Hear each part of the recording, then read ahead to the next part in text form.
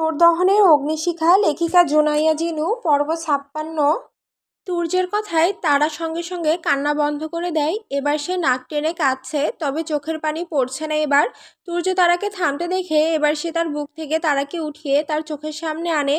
তারা তুর্যের পানে তাকে নাক টানছে। তুর্য তারার চোখ মুখের অবস্থা দেখে হাত বাড়িয়ে তারার চোখের পানি মুছিয়ে দিতে দিতে ব্যাকুল কণ্ঠে বলে ওঠে, এভাবে কেউ কাঁদে? কি হাল করেছিস? মুখটা দেখ তো, পুরো চোখ মুখ কেমন ফুলে গেছে।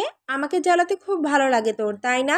বলে অসহায় চোখে তাকায় তারার পানে। তারা এবার নাক টানছে, তবে কিছু বলছে না। তা দেখে তুর্য বুঝতে পারে এই মেয়ে মুখে কুলুপ পেতেছে, এ আর আজ কথা বলবে না। তাই তুর্য দীর্ঘ নিঃশ্বাস ছেড়ে তারার সারা মুখে টুকরো টুকরো চুমুতে ভরিয়ে দেয়। তারা তুর্যের ঠোঁটের স্পর্শ পেয়ে শান্ত হয়ে যায় একেবারে। তুর্য এবার তারার ঠোঁটে শব্দ করে একটা চুমু এঁকে তারার পানে তাকিয়ে তারাকে কাছে টেনে বুকে জড়িয়ে ধরে থমথমে কণ্ঠে বলে ওঠে, অনেক কেঁদেছেন, এবার ঘুমান, আর একটা আওয়াজও যাতে আমার কানে না আসে বলে রাখলাম। তুর্যের কথায় কোনো রকম আওয়াজ করে না তারা, উল্টো তুর্যকে ভালো করে জড়িয়ে ধরে ভদ্রমেয়ের মতো চোখ বন্ধ করে নেয়। তুর্য তারা চোখ বন্ধ করতে দেখে অবাক হয়ে তাকায়, বুঝে উঠতে পারে না হুট করে মেয়েটা এভাবে কাঁদলো কেন।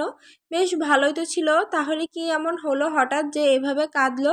ভেবে পায় না তুর্য। তুর্যের ভাবনার মাঝে তারা ঘুমিয়ে পড়ে। তার ভারী নিঃশ্বাসের আওয়াজ পায় তুর্য। তুর্য এবার দীর্ঘ নিঃশ্বাস ছেড়ে তারার চুলগুলো কানের পিঠে গুজে দেয়। তারার উঠে যাওয়া টি শার্টটা পেটের উপর থেকে টেনে সেটা নিচে নামিয়ে দেয়। পেট ঢেকে সেখানটায় জড়িয়ে ধরে তারার কপালে আলতো চুমু আঁকে। তারাকে জড়িয়ে ধরে চোখ বন্ধ করে নেয়। তার কিছু সময় বাদে ও ঘুমের দেশে পাড়ি দেয়। সকাল 8টা। তারা পিটপিট করে চোখ খুলে তাকায়। বাহিরের পর্দা ভেদ করে আসা সকালের অলস ছোঁয়া রোদ তার ঘুম ভাঙিয়ে দেয়। তারা চোখ খুলে আগে তার পাশে তাকায় তুর্য তার সাথে আছে কিনা তা দেখতে, কিন্তু তাকাতে দেখে তুর্য তার সাথে নেই। তারা ঘুম ঘুম চোখে সামনের দিকে তাকাতে দেখতে পায় তুর্য বিছানায় বসে উল্টো পাশ ফিরে কিছু যেন একটা করছে।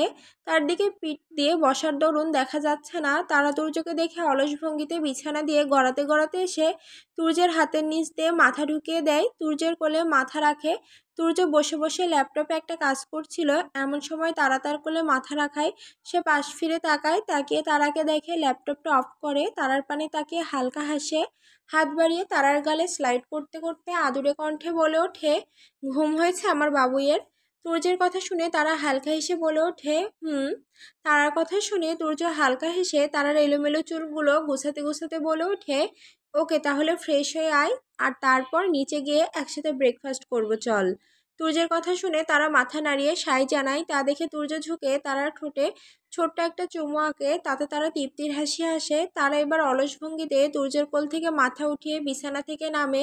তুর্য তাকায় তারার পানে। তারা অলস ভঙ্গিতে ঢুলতে ঢুলতে এবার ওয়াশরুমের দিকে যেতে থাকে। তুর্য তারাকে পেছন থেকে পরখ করেছে। তারার চুল পুলে এলোমেলো হয়ে আছে, পরনের প্যান্টটা হাঁটু অবধি উঠে আছে। তারার এই অবস্থা দেখে তুর্য শব্দহীন হেসে ফের মনোযোগ দেয় কাজে।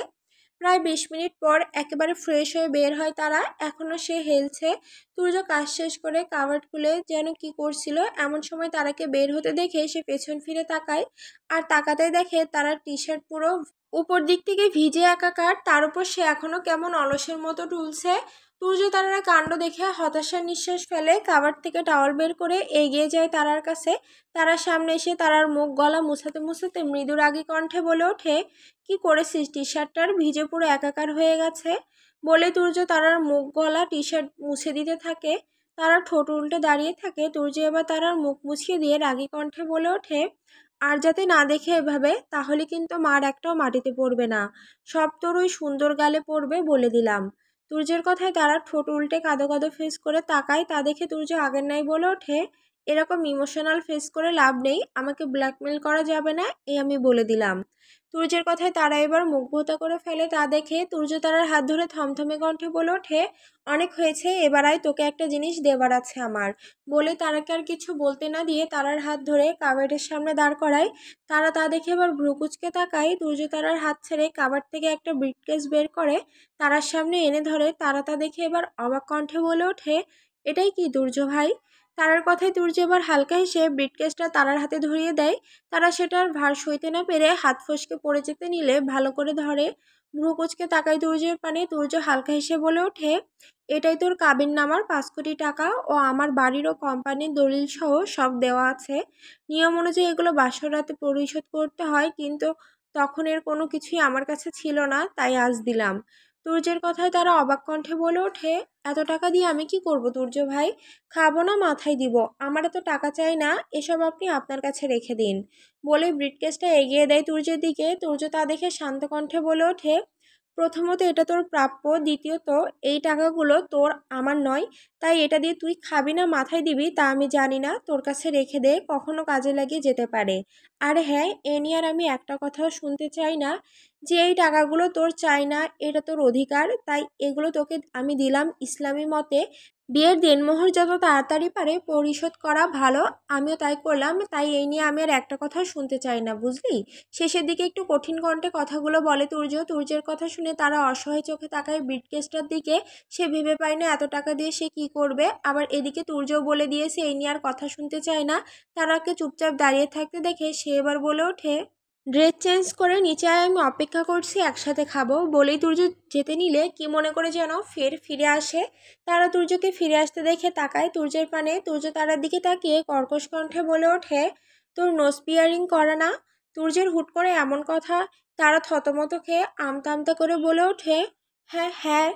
তারার কথাই এবার তুর্য তারাকে ড্রেসিং টেবিলের দিকে ইশারা করে দেখিয়ে বলে ওঠে, ওখানে সব গহনা রেখে দিয়েছি, নতুন বউদের যেই যেই গহনাগুলো লাগে আর কি সব সময় পরার জন্য। এখন থেকে রোজ সেই গহনাগুলো পরবি। আমি যাতে কখনো তোকে দেখি না হাত নাক এসব খালি, তাহলে তোর খবর আছে। আমার বউ হয়ে তুই হাত নাক গলা এসব খালি রেখে কেন ঘুরবি? আর সবচেয়ে বড় কথা, তোর বিয়ে হয়েছে। আর প্রমাণ হিসেবে এখন থেকে সবসময় এগুলো পরে ঘুরবি। মাথায় থাকবে, এখনই এগুলো সব পরে নিচে আয় ফার্স্ট, আমি অপেক্ষা করছি। বলেই তুর্য আর এক মুহূর্ত না দাঁড়িয়ে থেকে ধুপধাপ পা ফেলে চলে যায়। এদিকে তারা হাঁ করে তাকিয়ে আছে তুর্যের যাওয়ার পানে। ফের তাকায় একবার হাতে থাকা ব্রিফকেস ও ড্রেসিং টেবিলের দিকে অসহায় চোখে। সকাল 10টা, সকলে নিজ ড্রয়িং রুমে বসে আছে। সকলে টুকটাক কথাবার্তা বলতে ব্যস্ত। এর মাঝেই সিঁড়ি বেয়ে নেমে আসে জয়, হাতে তার লাগেজ। আহিল সিঁড়ির দিকে তাকাতেই জয়কে লাগেজ হাতে নামতে দেখে দাঁড়িয়ে পড়ে। সকলে আহিলের দাঁড়িয়ে যাওয়ার দিকে তাকায়। আহিল অবাক কণ্ঠে বলে ওঠে, কিরে জয়, হাতে লাগেজ নিয়ে কোথায় যাচ্ছিস? আহিলের কথায় সকলে পেছন ফিরে তাকায়। তুর্য তাজ আজকে বাসায় আছে, যদিও ভেবেছিল আজ জয়েন করবে, তবে আজ জয়েন করেনি অফিসে, তাই সকলের সাথে নিচে বসেছিল। সে পেছন ফিরে জয়কে দেখে দাঁড়িয়ে পড়ে। জয় সিঁড়ির শেষ ধাপে সে মলিন হেসে বলে ওঠে, আমি আজ কানাডা ফিরছি। সকলে জয়ের কথায় ভ্রু কুঁচকে ফেলে। তারা আর তিথি একে অপরের চোখে ইশারা করে জিজ্ঞেস করে কি হয়েছে। তুর্য চুপচাপ দাঁড়িয়ে আছে, এখনো সে কিছু বলছে না। পাশ থেকে তাহসান এগিয়ে গিয়ে বলে ওঠে, কানাডা যাচ্ছিস মানে? আমরা তো আরো 3 দিন থাকবো, তাই না? তাহলে তুই এখন একা কেন যাচ্ছিস? তাহসানের কথায় জয় শান্ত কণ্ঠে বলে ওঠে, আমার এখানে ভালো লাগছে না, দম বন্ধ লাগছে, তাই এখান থেকে আমি যেতে চাই। নিজের শহরে গিয়ে বাঁচতে চাই, তাই চলে যাচ্ছি। তোরা বরং পরে যাস চলে, কিন্তু আমি আর এখানে এক মুহূর্ত থাকতে পারবো না। জয়ের কথা এবার তুর্যর চুপ না থেকে কোনো কথা না বলে সোজা জয়ের কাছে গিয়ে জয়ের হাত ধরে নিয়ে যেতে শুরু করে। সকলে অবাক হয়ে তাকায় তাদের দিকে। জয় অবাক কণ্ঠে তুর্যকে বলে ওঠে, কোথায় নিয়ে যাচ্ছিস আমায়? জয়ের কথায় তুর্য যেতে যেতে থমথমে মেজাজে উত্তর দেয়, শ্রাবন্তীর কাছে। তুর্যের কথায় জয় অবাক হয়ে বলে ওঠে, কেন? জয়ের কথা এবার তুর্য থেমে গিয়ে জয়ের পানে তাকিয়ে রাগী কণ্ঠে বলে ওঠে, ওর বাবা মায়ের সাথে কথা বলতে। তুর্যের কথায় জয় তৎক্ষণাৎ কঠিন কণ্ঠে বলে ওঠে, তার প্রয়োজন নেই, আমি চাই না তুই কথা বল। যা হচ্ছে সেটা আমি মেনে নিয়েছি, আর আমি চাই না আমার করা কোনো ভুলের জন্য শ্রাবন্তী কষ্ট পাক। আমি ওর সিদ্ধান্তকে সম্মান জানাই। ও ওর বাবা মার জন্য যেটা করেছে সেটা একদম ঠিক করেছে, তাই আমি চাই না এ নিয়ে আর কিছু হোক। কাল রাতে আমরা দুজন সবটা শেষ করে দিয়েছি। জয়ের কথায় তুর্য জয়ের হাত ছেড়ে দেয়, চুপচাপ তাকিয়ে থাকে জয়ের পানে। জয় এক পলক তাকায় তুর্যের হাতের দিকে। তাহসান পাশ থেকে চিল্লিয়ে বলে ওঠে, তুই এদিকে একা একা মরবি আর আমরা সেটা দেখবো নাকি? সেটা আমরা মেনে নিতে পারবো না। তাহসানের কথায় জয় এবার চিল্লিয়ে বলে ওঠে, মানতে হবে তোদের, আমি মেনে নিতে পারলে তোরা কেন পারবি না? আমি আমার ভাগ্য মেনে নিয়েছি, এবার তোরাও মেনে নে। আর তাছাড়া ভালোবাসলে যে তাকে পেতেই হবে এমন তো কোনো কথাও লেখা নেই। আমি শ্রাবন্তীকে ভালোবাসি, শ্রাবন্তী আমায় ভালোবাসে, এটাই সত্যি, এর থেকে বড় আর কিছুই নেই। আমার জন্য এটুকুই যথেষ্ট, আমার আর কিছু প্রয়োজন নেই। আমি চাই না ওর মনে আঘাত করতে। ওর কদিন বাদে বিয়ে ইয়ার, অ্যাটলিস্ট এটা তো বোঝ, শ্রাবন্তীর বাবা কতগুলো বছর ধরে এই বিয়ে নিয়ে ভেবে রেখেছে মেয়েকে তার কাছে রাখবে বিয়ে দিয়ে। নিজের মেয়ে না হওয়া সত্ত্বেও দিনের পর দিন শ্রাবন্তীর জন্য কত কি করে গেছে। শ্রাবন্তীর জন্য তারা দ্বিতীয় কোনো সন্তান নেয়নি। আর আমি সেই বাবা মাকে কষ্ট দিয়ে বলছিস শ্রাবন্তীকে নিজের করে নিতে, সেটা কখনো আমি করব না। তাই আমি চাই না এই বিষয়টা আর এগুক, এটা এখানেই শেষ কর তোরা। এক নিঃশ্বাসে কথাগুলো বলে থামে জয়। জয়ের কথায় তুর্যর আগে ফ্লোরে লাথি মেরে হনহন করে বাড়ি থেকে বেরিয়ে যায়। সকলে তার যাওয়ার পানে তাকায়। তাহসানদেরও বেশ রাগ হয়। তারা অবস্থা বেশ সিরিয়াস দেখে দৌড়ে উপরের দিকে চলে যায়। তারাকে যেতে দেখে তিথিও তার পেছন পেছন যায়। তারা তার রুমে গিয়ে ফোন বের করে শ্রাবন্তীর ফোনে কল দেয়। পেছন পেছন তিথি এসে থামে তারার পাশে। তারা এক পলক তিথির পানে তাকিয়ে ফের মন দেয় ফোনের দিকে। ওপাশ থেকে দু একবার রিং বাজতেই রিসিভ করে শ্রাবন্তী। শ্রাবন্তী কিছু বলার আগেই তারা হন্তদন্ত হয়ে বলে ওঠে, হ্যালো শ্রাবন্তী। তারার কথায় শ্রাবন্তী উত্তর দেয়, হুম বল। শ্রাবন্তীর উত্তরে তারা তিথি দুজনের মুখে হাসি ফোটে। তারা আগের ন্যায় এবার বলে ওঠে, শ্রাবন্তী জয় ভাইয়া চলে যাচ্ছে, তুই প্লিজ ওনাকে আটকা। তোরা দুজন দুজনকে তো ভালোবাসিস তাই না? জয় ভাইয়াকে যেতে দিস না প্লিজ। তারার কথায় ধুক করে ওঠে শ্রাবন্তীর বুক। মুহূর্তে চোখ ভিজে ওঠে। জয় চলে যাচ্ছে শুনে যেন তার মনে হচ্ছে তার বুকের বাপাস থেকে কেউ তার হৃৎপিণ্ডখানা টেনে ছিঁড়ে নিয়ে যাচ্ছে। মুহূর্তেই শ্রাবন্তী নিজেকে সামলে চোখের পানি মুছে থমথমে কণ্ঠে বলে ওঠে, এতে আমার কিছুই করার নেই। শ্রাবন্তীর কথায় তারা তিথি অবাক হয়। তারা অবাক কণ্ঠে বলে ওঠে, পাগল হয়ে গেছিস তুই? তোরা দুজন দুজনকে ভালোবাসিস শ্রাবন্তী, বুঝতে পারছিস? তুই তাহলে আলাদা কেন হচ্ছিস? আমরা আঙ্কেল আন্টিকে বুঝিয়ে বলবো। আর বলতে পারে না তারা। তার আগে শ্রাবন্তী তাদের থামিয়ে দিয়ে কড়া কণ্ঠে বলে ওঠে, না, এ নিয়ে আমার বাবা মার কানে যাতে একটা কথাও না পৌঁছায়। আমি চাই না আমার বাবা মা এসব জানুক। তোদের কারণে যদি আমার বাবা মা বিন্দু পরিমাণ কষ্ট পেয়েছে তাহলে আমি ভুলে যাব তোরা আমার ফ্রেন্ড। শ্রাবন্তীর কথায় তারা পিঠ কিছুটা চিল্লিয়ে বলে, শ্রাবন্তী। তারার কথায় শ্রাবন্তী ফের বলে ওঠে, হ্যাঁ যা শুনেছিস তাই। যেখানে আমি আর জয় সবটা মিটমাট করে নিয়েছি সেখানে তোরা কেন কথা বলছিস? আমরা আমাদের ভাগ্য মেনে নিয়েছি, তাই এর মধ্যে তোরা না ঢুকলে আমি খুশি হব। আর হ্যাঁ, আগামী সপ্তাহে আমার বিয়ে। তারপর আমি দেশ ছেড়ে আমার হাজব্যান্ডের সাথে বাইরে চলে যাব। তোরা যদি আসতে চাস আসিস, আর যদি না আসিস তাহলে সেটা তোদের ব্যাপার। ও হ্যাঁ, আরও একটা কথা তোদের আমি আরও একবার বলে রাখছি, আমার বাবা মার কানে যেন এসব না পৌঁছায়। তাহলে জেনে রাখিস, আমার বাবা মা যদি বিন্দু পরিমাণ কষ্ট পায় তাহলে তোদের কাউকে আমি এক চুল পরিমাণ ছাড় দিব না। ভুলে যাব তোরা আমার বন্ধু। রাখছি। বলেই মুখের উপর ফোন কেটে দেয় শ্রাবন্তী। শ্রাবন্তী ফোন রাখতেই ছুঁড়ে মারে ফ্লোরে। দু হাত দিয়ে মুখ চেপে শব্দ করে কেঁদে ওঠে। কাঁদতে কাঁদতে নিচে বসে পড়ে। বিছানার সাথে হেলান দিয়ে নিজের চুল খামছে ধরে কাঁদতে কাঁদতে বলে ওঠে, আম সরি, আমি তোকে এভাবে বলতে চাইনি তারা। আম রিয়েলি সরি, আমায় ক্ষমা করিস তোরা, আমায় ক্ষমা করিস। বলেই চিৎকার করে কাঁদতে থাকে শ্রাবন্তী। এদিকে তারা অবাক হয়ে তাকিয়ে আছে ফোনের দিকে। বিশ্বাস করতে পারছে না শ্রাবন্তী তার সাথে এভাবে কথা বলেছে। মনে হচ্ছে যেন স্বপ্নে আছে সে। পাশ থেকে তিথি বেশ রেগে যায়। সে তারার হাত থেকে ফোনটা কেড়ে নেয়। তারা তাকায় তিথির দিকে। তিথি শ্রাবন্তীকে ব্লক করে ফোনটা তারার হাতে দিয়ে রাগে হিসিয়ে বলে ওঠে, আজকের পর থেকে আর ওর সাথে কথা বলবি না। ও নিজেকে কি ভেবেছেটা কি? কথাগুলো তো ভালোভাবে বলতে পারতো তাই না? আমরা তোর ভালোই চেয়েছিলাম। আমরা কি এমন খারাপ বলেছি যে এরকমভাবে বলবে? আঙ্কেল আন্টির সাথে কথা বলে তো মিটমাট করা যেত তাই না? বা আমাদের ভালোভাবে বলতে পারতো। কিন্তু ও কি ব্যবহারটা করলো তোর সাথে? আবার বলে আমাদেরকে ছাড়বে না। আমরা ওর বন্ধু, তাও ভুলে যাবে তাই না? ওকে, আজকের পর থেকে আমিও ভুলে গেলাম ও আমার বন্ধু। তুইও ভুলে যা আজকের পর থেকে। তুই বা কেউ যদি ওর সাথে কন্ট্যাক্ট করার চেষ্টা করিস তো আমি তোদের সাথে কথা বলা বন্ধ করে দিব, মনে রাখিস। বলে তিথি আর একটা কথাও না বলে সেখান থেকে ধুপধাপ পা ফেলে চলে যায়। তারা হাত বাড়িয়ে আটকাতে চাইলেও সে আটকাতে পারে না। তার আগে সে চলে যায়। তিথি বরাবরই ভীষণ লেভেলের রাগী। কারো কথা কখনো সে শোনে না। আর না ওর উপরে গ্রুপের কেউ কিছু বলতে পারে। তারা হতাশার নিঃশ্বাস ফেলে বলে ওঠে, কি যে হতে চলেছে কে জানে। অন্যদিকে নেহা আবার জয়কে বলে ওঠে, ওকে, তুই যখন চলে যাচ্ছিস তাহলে আমরাও যাব তোর সাথে। নেহার কথা শুনে জয় ধীর কণ্ঠে বলে ওঠে, আমার জন্য তোরা কেন তোদের আনন্দ নষ্ট করবি? তোরা তোদের যাবার সময় অনুযায়ী যাস। জয়ের কথা শুনে পাশ থেকে তাহসান মুখ ভার করে বলে ওঠে, এসেছি যখন একসাথে তাহলে যাব একসাথে। আহিল বলে ওঠে, হ্যাঁ তাহসান ঠিকই বলেছে, আমরা একসাথে যাব। তুই একটু অপেক্ষা কর, আমরা একসাথে যাব। ওয়েট কর, আমরা আসছি। বলে তাহসানদের ইশারা করতেই তারা সেটা বুঝে চলে যায় যে যার ঘরে। জয় হতাশার নিঃশ্বাস ফেলে আর কিছু না বলে দাঁড়িয়ে থাকে। ছোটরা সকলে একসাথে চুপচাপ দাঁড়িয়ে আছে। বাড়ির বড়রা এখন যে যার ঘরে আছে। চারকর্তা অফিসে গেছে আর কর্ত্রীরা নিজেদের ঘরে। তুর্য সেই যে রেগে বেরিয়ে গেছে আর ফেরেনি। তারা তিথিও নিচে নেমে আসে, সকলের সাথে এসে মুখ ভার করে দাঁড়িয়ে পড়ে। তারাদের আসতেই দেখে ফারদিন ইশারা করে কি হয়েছে। তারা অসহায় চোখে তাকে দুপাশে মাথা নাড়ায়, যার অর্থ সে কিছুই করতে পারেনি। তা দেখে ফারদিন সহ তনি মাহিরা বুঝতে পেরে সকলের পানে অসহায় চোখে তাকায়। প্রায় 10 মিনিট পর তিনজন লাগেজ হাতে নেমে আসে। তাজ তাদের নামতে দেখে শান্ত কণ্ঠে বলে ওঠে, তোমরা কি সত্যি যাবে তাহসান ভাইয়া? ভাইয়া তো বাসায় নেই, তারপর আম্মুরাও তাদের বলে যাওয়া উচিত ছিল, না হলে ওরাও তো কষ্ট পাবে। তাজের কথায় তাহসান বলে ওঠে, আসার সময় আন্টিদের সাথে কথা বলে এসেছি আমরা, আর তুর্যকে পরে বুঝিয়ে বলবো, ও বুঝবে। এখনও রেগে আছে, তাই ওকে না ঘাটাটাই ভালো। তাহসানের কথায় আর তাজ কথা বাড়াই না। তিনজন মিলে সকলের কাছে বিদায় নিয়ে জয়কে বলে ওঠে, চল যাই। নেহার কথায় জয় মাথা নাড়ায়। জয়ের সম্মতিতে তিনজন লাগেজ হাতে সকলের উদ্দেশ্যে বলে ওঠে, তোমরা সবাই ভালো থেকো, আশা করি খুব তাড়াতাড়ি আমাদের দেখা হবে আবার। তাদের কথায় সকলে মাথা নাড়িয়ে হ্যাঁ জানায়। কেউ আর কথা না বাড়িয়ে হাঁটা দেয় পেছন পেছন। বাকিরাও যেতে থাকে। বাইরে গিয়ে লাগেজ গাড়িতে উঠিয়ে যে যার মতো করে গাড়িতে উঠে পড়ে। তাহসান গাড়িতে ওঠার আগে পেছন ফিরে তাকায়। মেঘা তাহসানের দিকেই তাকিয়েছিল। তাহসান তাকাতেই চোখাচোখি হয় দুজনের। তাহসান মেঘের পানে তাকিয়ে হালকা হাসে। তা দেখে মেঘাও হালকা হাসি উপহার দেয়। তাহসান গাড়িতে উঠে যায়। সকলে গাড়িতে উঠতেই তাজ গাড়ি স্টার্ট দেয়। মুহূর্তেই শু শব্দ করে গাড়ি তুর্য তারাপুঞ্জ থেকে ছেড়ে চলে যায়। সকলে গাড়ির পানে তাকিয়ে আসে অসহায় চোখে। সবকিছু কেমন জানি চোখের পলকে এলোমেলো হয়ে গেল। কি থেকে কি হলো কেউ বুঝতেই পারল না।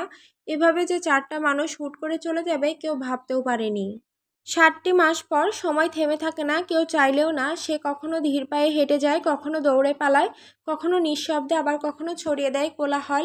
এক একটা দিন আসে আবার চলে যায়, তাদের পেছনে ফেলে রেখে যায় অভিমান, অনুভব আর কিছু না বলা কথা।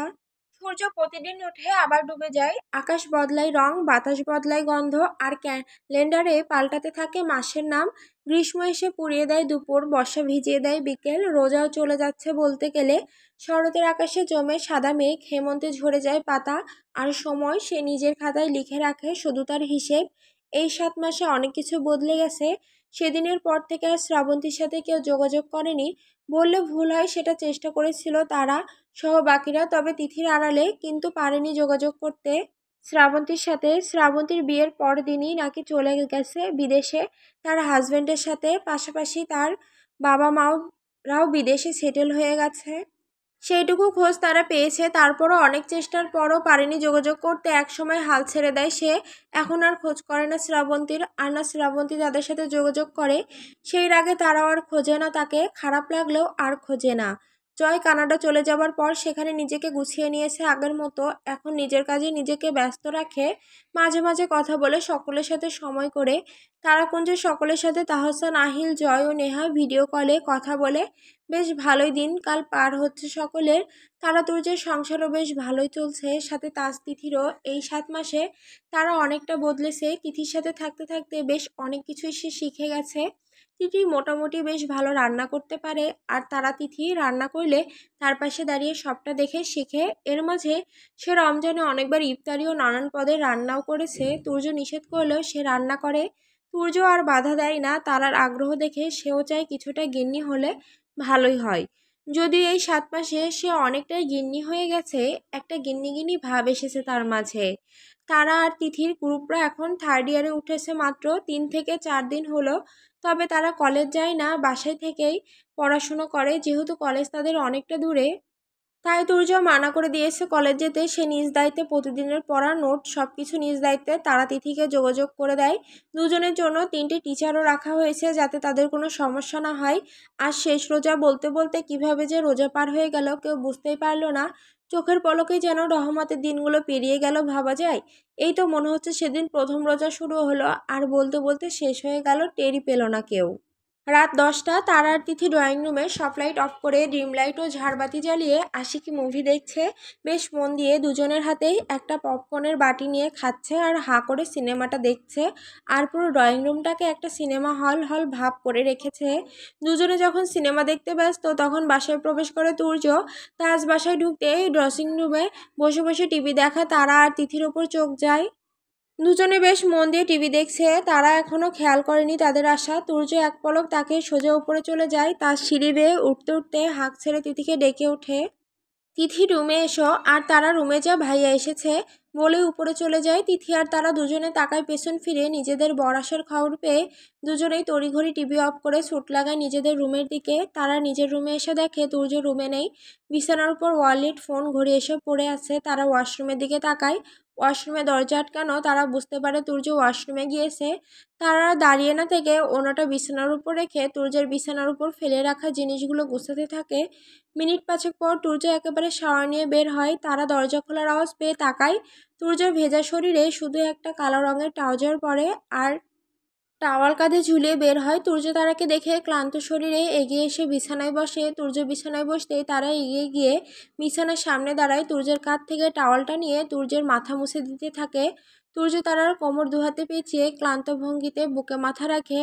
তারা চুপচাপ তুর্যের মাথা মুছিয়ে দিতে থাকে। এটা নতুন নয়, এই 7 মাস ধরে এটাই হয়ে আসছে রোজ নিয়ম করে। তারা যেন এটা একটা পেশা হয়ে গেছে এখন। রোজকার মতোই তারা মাথা মুছিয়ে দিলে তুর্য চুপচাপ তারার বুকে মাথা এলিয়ে দিয়ে বসে থাকে। তারার মাথা মুছানো শেষ হলে টাওয়ালটা বিছানার উপর রাখে। ডান হাত উঠিয়ে তুর্যের চুলে হাত বুলাতে বুলাতে ধীর কণ্ঠে বলে ওঠে, শরীর খারাপ লাগছে আপনার? আজকে বেশি ক্লান্ত দেখাচ্ছে আপনাকে। তারার কথায় তুর্য তারার বুকে ভালো করে মুখ গুজে ক্লান্ত কণ্ঠে বলে ওঠে, হ্যাঁ আজ প্রচুর কাজের প্রেশার ছিল তাই ক্লান্ত লাগছে। তুর্যের কথায় তারা বলে ওঠে, তাহলে আজ তাড়াতাড়ি শুয়ে পড়ুন, ঘুমালে ভালো লাগবে। তারার কথায় এবার তুর্য তারার বুক থেকে মাথা তুলে বুকে থুতনি ঠেকিয়ে ধীর কণ্ঠে বলে ওঠে, আর সরি সোনা, আজ লাস্ট ইফতারিটা একসাথে করতে পারলাম না। কাজের বেশ চাপ ছিল, আসতে চেয়েও পারিনি। তার উপর তোমার ওই হিটলার শ্বশুর আমাকে মিটিংয়ে পাঠিয়ে দিয়েছে, যার জন্য আটকে গেছিলাম। তুর্যের কথায় তারা হালকা হাসে। তুর্যের তুমি বলাতে সে অবাক হয় না। তুর্য এখন তাকে তুমি বলেই সম্বোধন করে, এ তার কাছে নতুন নয়। তারা এবার তুর্যের চুল কপাল থেকে সরাতে সরাতে বলে ওঠে, সমস্যা নেই, পরের বার করে নিব, এখন ছাড়ুন এসব। নামাজ পড়েছেন? তারার কথায় তুর্য মাথা নাড়িয়ে বলে ওঠে, হ্যাঁ আসার সময় আমি আর তাজ মসজিদ থেকে পড়ে এসেছি। তুর্যের কথায় তারা মৃদু হেসে বলে, ভালো করেছেন, চলুন খাবার দেই আপনাকে। তারার কথা শুনে তুর্য ধীর কণ্ঠে বলে ওঠে, খাবার পরেও খাওয়া যাবে, আগে বলো তুমি সুস্থ হয়েছো কিনা। তুর্যের কথায় তারা এবার ভ্রুকুচকে উত্তর দেয়, কিসের সুস্থ? আমি আবার অসুস্থ হলাম কবে?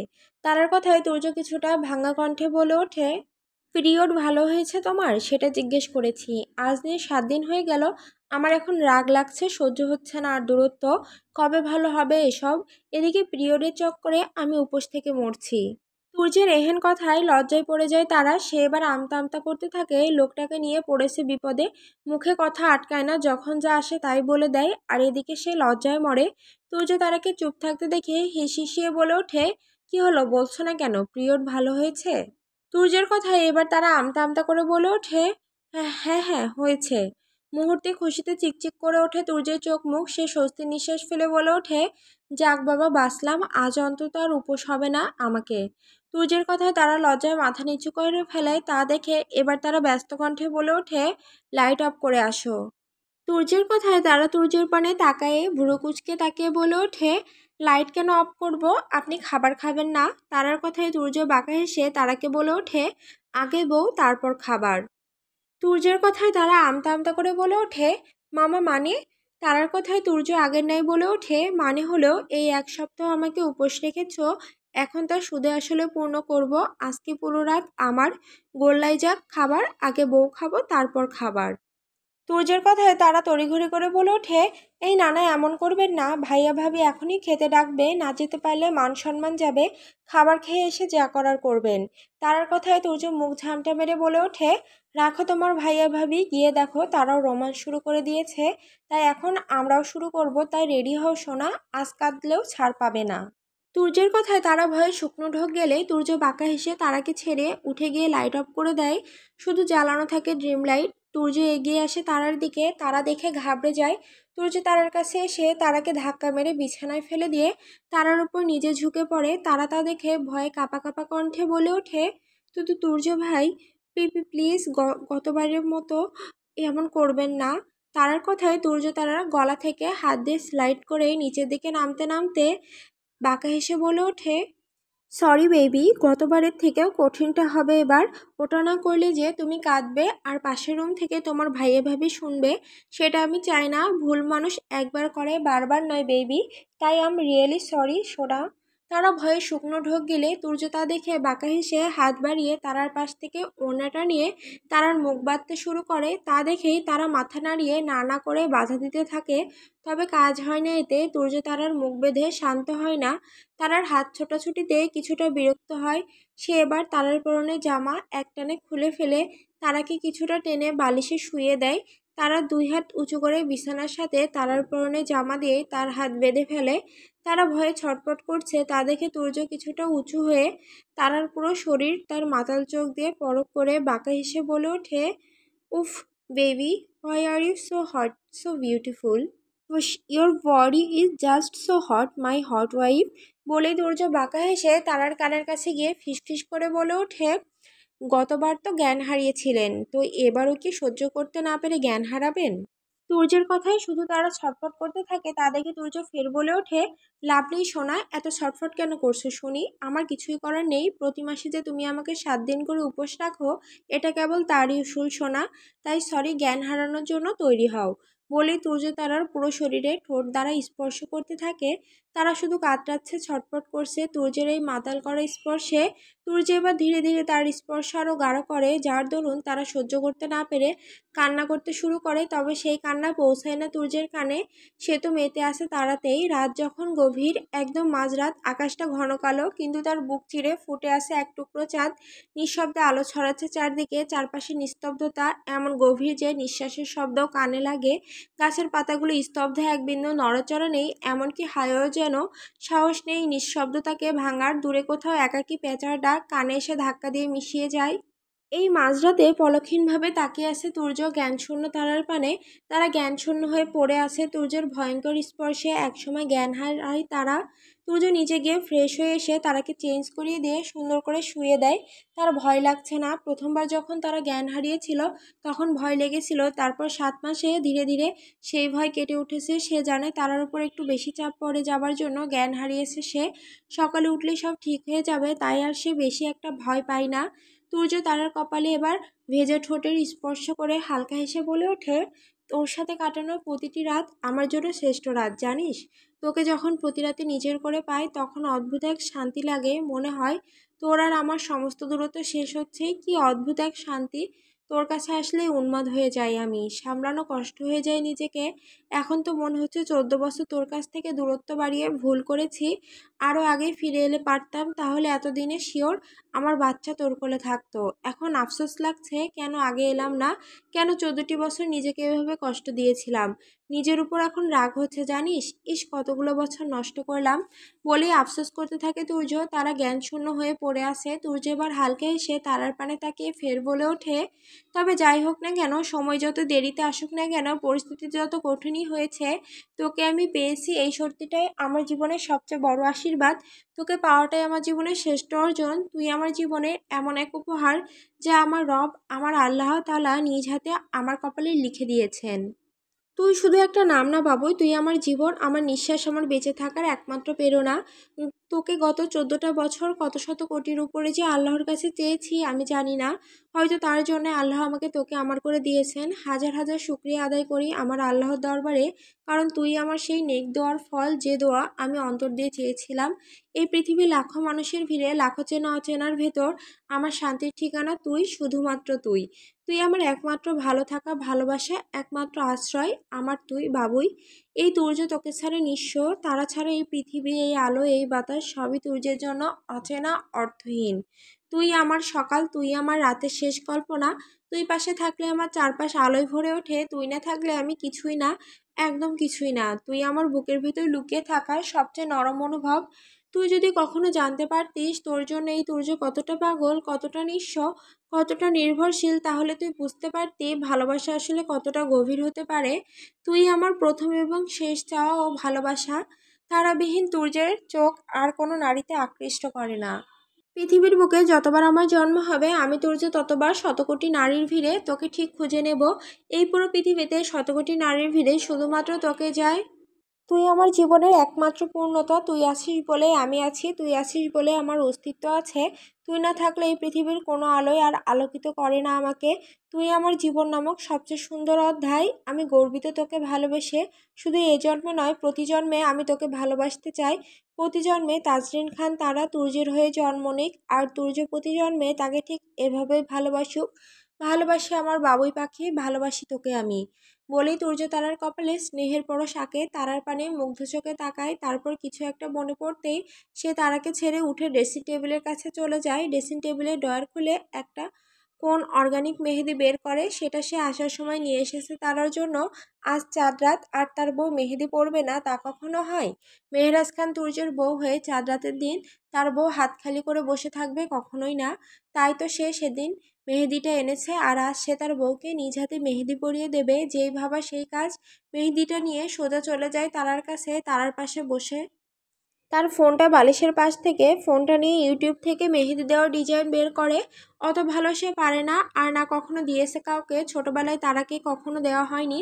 যেহেতু তার অ্যালার্জির প্রবলেম ছিল, তুর্য এবার ভিডিও বের করে সামনে রেখে তারার হাত তার কোলের উপর নিয়ে ভিডিওটা দেখানো অনুযায়ী মেহেদি দিতে শুরু করে। সকাল হয়েছে, আকাশের রং ধীরে ধীরে বদলাচ্ছে। গভীর নীলের ক্যানভাসে হালকা কমলার সোনালি আলোয় তুলির ছোঁয়া লেগেছে।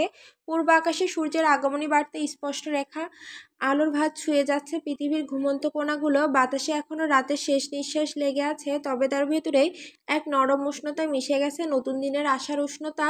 পাখিরা জেগে উঠেছে, কেউ চুপি চুপি ডেকে উঠছে, কেউ ডানায় ভর করে খুঁজছে নতুন সকালের গন্তব্য।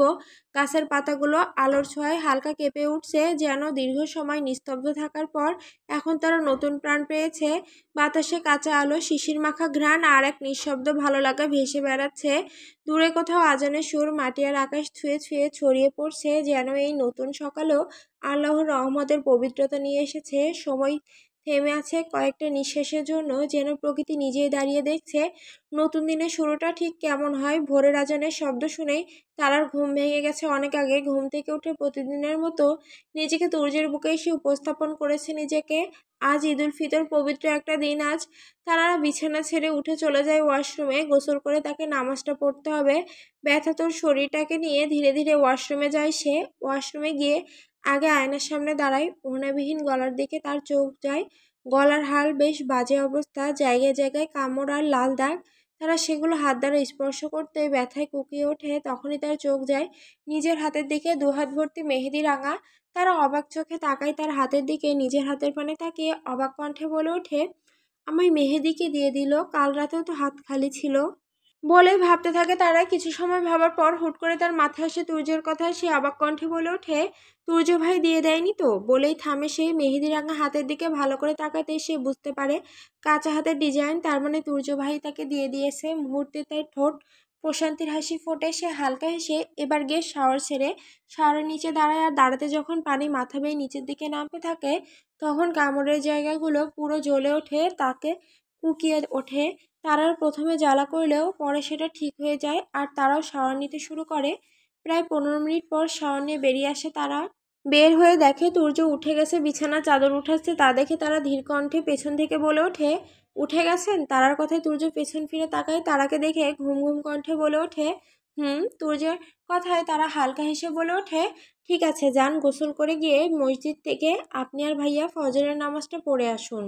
তারার কথায় তুর্য বিছানার চাদর তুলে হাতে নিয়ে তারার কাছে এগিয়ে আসে। তারা তাকায় তুর্যের পানে। তুর্য তারার কাছে এসে তারার মাথার পেছনের দিকে হাত দিয়ে কপালে শব্দ করে চুমু এঁকে বলে ওঠে, ঠিক আছে, তুমিও নামাজ পড়ে নাও। তুর্যের কথায় তারা হালকা হেসে মাথা নাড়ায়। তুর্য আর কথা না বাড়িয়ে চলে যায় ওয়াশরুমে। তুর্য চলে যেতেই তারা কাবার্ডের কাছে গিয়ে কাবার্ড খুলে জায়নামাজ ও হিজাব বের করে। সেটা একপাশে বিছিয়ে হিজাব পরে নামাজ যে দাঁড়িয়ে পড়ে। তুর্য মিনিট পাঁচেকের মাঝে গোসল করে বেরিয়ে পড়ে। যেহেতু নামাজের সময় কম, তাই সে তাড়াতাড়ি বের হয়। বের হয়ে দেখে তারা নামাজ পড়ছে। তুর্য কোনো রকম তাড়াহুড়ো করে পাঞ্জাবি পাজামা পরে রেডি হয়ে টুপি হাতে বেরিয়ে পড়ে মসজিদের উদ্দেশ্যে। 20 মিনিট পর তুর্য নামাজ পড়ে সবেমাত্র বাসায় ফিরে। তুর্য নামাজ পড়ে সোজা তার রুমে আসে। রুমে আসতে দেখতে পায় তার বউ কোমরে ওড়না বেঁধে বিছানা গুছাচ্ছে। তা দেখে তুর্য মাথা থেকে টুপি খুলে দরজা আটকে তারার কাছে এগিয়ে গিয়ে পেছন থেকে জড়িয়ে ধরে ঘাড়ে মুখ গোজে। পেছন থেকে তারা তুর্যের স্পর্শ পেতেই থেমে যায়। তুর্য তারার ঘাড়ে শব্দ করে চুমু এঁকে বলে ওঠে, ঈদ মোবারক বউজান। তুর্যের কথায় তারা এবার হালকা হেসে উত্তর দেয়, আপনাকেও ঈদ মোবারক জামাই যান। তারার কথায় তুর্য হালকা হেসে তারাকে ঘুরিয়ে সামনের দিকে ফেরায়। তারার কোমর আঁকড়ে ধরে তারার ঠোঁটে ছোট্ট একটা চুমু এঁকে বলে ওঠে, 7 মাসে একেবারে পাকা গিন্নি হয়ে গেছে আমার বউ। ভাবা যায়, ছোট্ট এক এলোমেলো মেয়েকে বিয়ে করেছিলাম, আর এখন সে গোছানো পরিপাটি হয়ে উঠেছে, পুরো আমার গিন্নি। তুর্যের কথায় তারা লাজুক হেসে বলে, বিয়ে হয়ে গেছে, এখনো কি ছোট থাকবো নাকি? এখন নিজের সংসার আছে, সেটা তো আমাকে সাজাতে হবে, তাই না? তারার কথায় তুর্য হালকা হেসে তারার নাকের সাথে নাক ঘষে বলে ওঠে, হ্যাঁ তা তো দেখতেই পাচ্ছি নিজ চোখে, আমার বউ না আসলেই পুরো গিন্নি হয়ে গেছে। তুর্যের কথায় তারা কিছু বলে না, শুধু হাসে। তুর্য এবার তারার কপালে চুমু এঁকে তারাকে ছেড়ে বলে ওঠে, হ্যাঁ গো তারাকুঞ্জ থেকে কি আজকে সবাই আসবে? তুর্যের কথায় তারা ঠোঁট উল্টে বলে ওঠে, জানি না তো, মেঘা আপু তো কাল দুপুরে বললো আসবে। কাল নাকি তাদের একটা দাওয়াত থাকায় আর আসেনি, বলেছিল সকালে আসবে, আপনি একটা ফোন করে জেনে নিন না। তারার কথায় তুর্য মাথা নাড়িয়ে বলে ওঠে, হ্যাঁ আমি করছি, তুমি নিচে চলে যাও, তিথিকে দেখলাম একা একা রান্না করছে, তুলি আর সীমা মনে হয় এখনো আসেনি। তুমি ওদিকটা গিয়ে টুকটাক হেল্প করো ওকে, আমি এদিকটা গুছিয়ে আবার ঈদের নামাজ পড়তে যাব। তুর্যের কথায় তারা মাথা নাড়িয়ে আর কথা না বাড়িয়ে চলে যায়। তারা যেতে তুর্য ফোন হাতে চলে যায় ড্রেসের দিকে, ও বাড়িতে ফোন করতে।